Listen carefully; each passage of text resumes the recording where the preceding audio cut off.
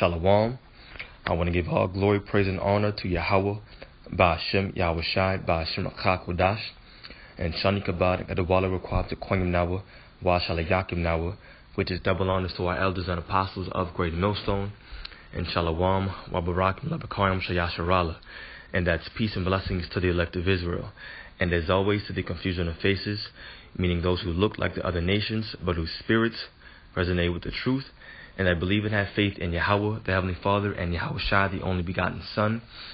So to all of you brothers, no matter how you look, no matter what so-called color of skin you are, if you believe and have the faith, and then I want to say peace and blessings to you all.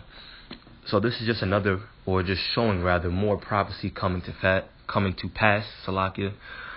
And as a prophet of the Lord, what we do, we believe ourselves to be those prophets of the Lord. And with that being said, what we do is we compare global events, global news to the scriptures so that we can understand prophecy, and therefore we know what time that we're living in. And now this article says World War III. Matter of fact, this came out August 7th, 2018, so just 2 days ago, Tuesday. It says World War III nuclear weapons mapped. 14,535 nukes exist today in these 9 countries. And now we understand that in the midst of World War III, which is also talked about in the Bible, in the midst or during World War III, Russia, China, Iran, North Korea, and various other countries are going to destroy and completely bomb America. And America is referred to as Babylon the Great, or the virgin daughter of Babylon, or that whore in the scriptures. Okay? So now, knowing the times that we're in, we read and we hear about all these rumors and wars and rumors of war. Alright, you have protests in the streets, you have plagues and pestilence. All these things are coming to pass, and now what? 14,535 nukes exist today in these 9 countries. So we understand that we're getting closer to World War III. And if we're this close to World War III, that means what? World War III cannot happen before the mark of the beast, which is the microchip, is made mandatory. That's why through the Spirit I brought out, or I said all of that. During the midst of World War III, those countries are going to bomb America, which is going to utterly and completely destroy America, which will usher in the kingdom of Yahweh Ba'ashem Yahweh Shai. So if we're this close to World War III happening, that means what? We're that much closer. We're even closer. We're that much closer to the microchip, the mark of the beast, being made mandatory. So let's read a little bit of this article and then jump right into these scriptures. It says 9 countries across the globe possess a total of 14,500, and they say 25 here, nuclear weapons. The United States and Russia account for 92% of them, but these are the countries which own the nukes globally. The last time a nuclear weapon was used to attack people was on August 9th, 1945 in Nagasaki, Japan. Only a few days prior, a bomb was dropped over the Japanese city of Hiroshima, causing an explosion which killed tens of thousands of civilians and made thousands sick in the weeks after the attack. It says the 2 bombings remain the only use of nuclear weapons in the history of warfare, but countries continue to stockpile and hoard the deadly devices. It says between 9 countries, the most current estimate suggests they possess 14,525 nuclear weapons, including those deployed, stockpiled, and retired. So here we go. Which countries have nuclear weapons, and how many do they have? As you can see at the top of the totem pole is Russia. Russia has 6,850, which beats out by 400 the U.S., which has, coming in second place, 6,450. France, a NATO ally to the U.S., 300. China, which will be in this upcoming World War III on the side of Russia, has 280. UK, 215. Pakistan, 150. Even India, 140. Israel, 80. And who else? No one else but North Korea just made the list. North Korea at 60. Alright, it says Russia, the US, and North Korea have detonated thousands of nuclear devices in test explosions in recent years.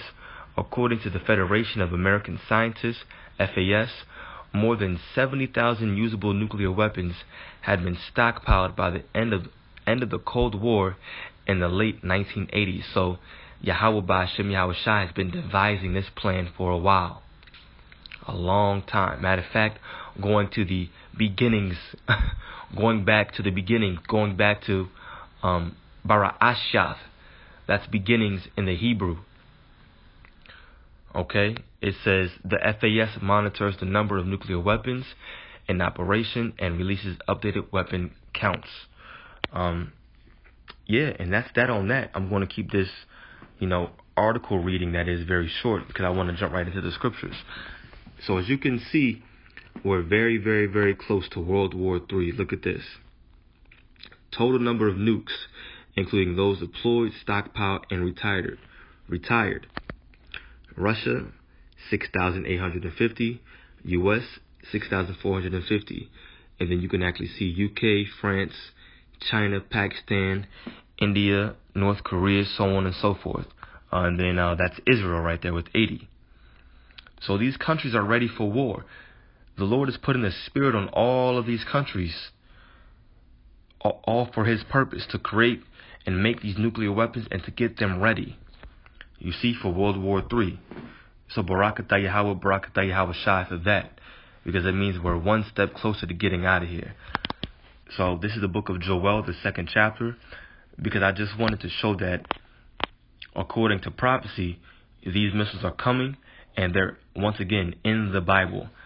This is Joel 2 verse 1. It says, "Blow ye the trumpet in Zion," or to Zion in the ancient Hebrew, "and sound an alarm in my holy mountain. Let all the inhabitants of the land tremble, for the day of the Lord cometh, for it is nigh at hand." And what is that day? Verse 2, "A day of darkness and of gloominess, a day of clouds and of thick darkness, as the morning spread upon the mountains, a great people and a strong." Now when it says a great people and a strong, that's a metaphor referring to these missiles. And you'll see through the Spirit once we get into it. It says, "A great people and a strong. There hath not been ever the like, neither shall be any more after it, even to the years of many generations." Verse 3, "A fire devoureth before them." Before what? What is the them? Well, the subject is what? A great people and a strong. But there's not going to be a fire devouring before the people. No, it's talking about missiles. It says, verse 3, "A fire devoureth before them, and behind them a flame burneth." You see, talking about nuclear missiles. The land is as the Garden of Eden before them. Why? That's referring to America. That's the land that's before those missiles, as the Garden of Eden, meaning what? Idon in the ancient Hebrew, which is basically paradise, because America is looked at as paradise. You come here and you can start a business, you can live deliciously, you can prosper, everything is just well, it's perfect, you have all the money in the world. That's how America is viewed. So it's being represented here as what? As the Garden of Eden before these missiles that they're going to destroy. "And behind them a desolate wilderness, yea, and nothing shall escape them." Verse 4, talking about the missiles still, it says, "The appearance of them is as the appearance of horses," a metaphor for those missiles. "And as horsemen, so shall they run. Like the noise of chariots on the tops of mountains." Now those missiles are being referred to as chariots. Once again, you see, it's not people. That was a metaphor. Verse 5, "Like the noise of chariots on the tops of mountains shall they leap." Men aren't leaping. No, it's talking about missiles bursting through buildings, bursting through houses. You see?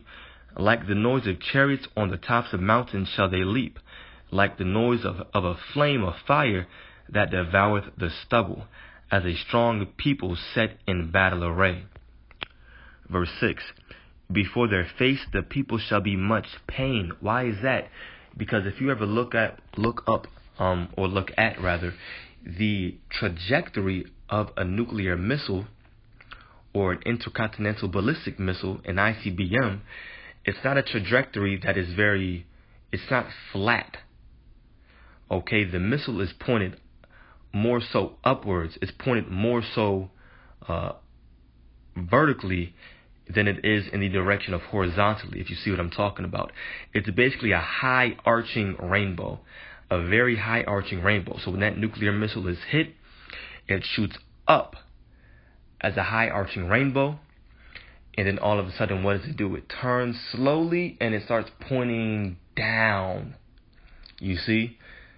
So these people that are left here, as one of the elders in the camp over here in D.C. likes to say, the elder Kasap, or the Shar Kasap, he likes to say, you don't want to be a part of the prophecies, you want to be watching the prophecies. You see? These people are going to be witnessing those missiles being shot, and then what? They're going to see right before it destroys them and the whole land of Babylon, the whole land of America, they're going to see those missiles falling down. And then what? Joel 2 verse 6. Before their face the people shall be much pained. You see? All faces shall gather blackness. So let's continue on. Verse 7 says, they shall run like mighty men. They shall run right like mighty men. They shall climb the wall like men of war. And they shall march every one on his ways. And they shall not break their rakes. Because as soon as each and every single one of these missiles are shot, they're not going to hit each other. They're not going to fall. They're not going to fail. Why? Because the Spirit of the Lord is going to be in those missiles, guiding them, guiding each and every single one of them. And they will not break their ranks. Verse 8 says, neither shall one thrust another, because they're not going to break their ranks. They're not going to hit each other, because it will be that many missiles. It's going to be so many missiles that it's going to seem like it's impossible for one not to hit each other. But no, the scriptures say that they're not going to break their ranks. Now verse 8, it says, verse 8, neither shall one thrust another, they shall walk every one in his path, and when they shall fall upon the sword, they shall not be wounded. What is that talking about? Well, let's break it down. It says, and when they, meaning what? The missiles fall upon the sword, meaning what? What is that sword? It's the, what is it called? The missile defense systems. They shall not be wounded. Now, how do we know through the Spirit that the sword right here is talking about the missile defense systems? Well, we already know that the subject right now are those nuclear missiles. So it says, when they fall upon the sword, they shall not be wounded. Because ultimately that's what a sword does, right? It wounds. So let's look at the word wounded. They shall not be wounded. Those missiles will not be wounded. So we have what? Batazai. Right here, all right? Batazai. And what does it mean? To cut off, break off, gained by unrighteous violence, get, finish, be covetous, be greedy. It says to cut off or to stop. You see? To stop, to gain wrongfully or by violence. I want to keep reading. It says to cut off, sever, to finish, complete, accomplish, to violently make gain of. But that's the point right there. Let me come down here too, just to make sure there wasn't any other meat in here. But that's the point I wanted to bring out. It says to cut off, to break off, gained by unrighteous violence, and then what? We come down to cut off, to stop. You see? So now let's take that and let's go back here again. It says, and when they, the nuclear missiles, shall fall upon the sword, meaning the missile defense system, they shall not be wounded, or what? They shall not be batazai. they shall not be stopped or cut off. Now, what's the only thing that can cut off or break or stop a missile? Of course, it's a missile defense system. So what? These missiles are going to have the spirit of Yahweh Ba'ashem Yahushai inside of them, guiding them so that they do not break their ranks, neither what? When they meet that missile defense system, they shall not be stopped. You see? Because the Lord said that he has a purpose and that his word shall not return unto him void. Verse 9 says, they shall run to and fro in the city, and they shall run upon the wall. They shall climb up upon the houses, and they shall enter in at the windows like a thief. And the earth shall quake before them, the heavens shall tremble, meaning the skies. The sun and the moon shall be dark, and the stars shall withdraw their shining. Not only because there's going to be so many missiles covering the sky, but also that's referring to wisdom, knowledge, and understanding leaving the earth. All right, because the Lord is going to draw back his prophets very, very, very soon. We're not going to be making these videos soon. YouTube is going to be shut down. We're not going to be out on the highways and byways for much longer. Why? Because a race war is coming to America. It says, verse 11, and the Lord shall utter his voice before his army, for his camp is very strong. For he is strong that executeth his word. For he is strong that executeth his word. For the day of the Lord is great and very terrible, and who can abide it? There's no one that can abide it. That's why the elect need the spirit of Yahweh Ba'ashem Yahushai protecting them in these times to come, during the times of Jacob's trouble, during martial law, during all-out anarchy. All right? And then ultimately we need Yahushai as our deliverer, as our savior, to save us and deliver us once again from those nuclear missiles that are going to bomb America. Okay? So now I want to jump over to what's going to happen now that we understand these missiles are coming over here. Malachi 4 verse 1. It says, for behold, the day cometh that shall burn as an oven. This is an end time prophecy. This has not happened yet, but it is going to happen. For behold, the day cometh that shall burn as an oven. Why? Because Russia, China, Iran, and various other countries talked about in the Bible are going to shoot nuclear missiles over to America. And what? It's going to make what? The day cometh that shall burn as an oven. And all the proud, yea, and all that do wickedly shall be stubble, and the day that cometh shall burn them up, saith the Lord of hosts, that it shall leave them neither root nor branch. So now, let's jump over to the book of Isaiah. All right, this is the book of Isaiah, chapter 9. And the point is right here at verse 5. And it reads, for every battle of the warrior is with confused noise, and garments rolled in blood. But this, it says, shall be with burning and fuel of fire. Because World War III is also talked about in the scriptures. Lord willing, I want to get it and close out on that. So this is the book of Revelation, chapter 11. And I believe it's at verse 14. But what? The day cometh that shall burn as an oven. Right?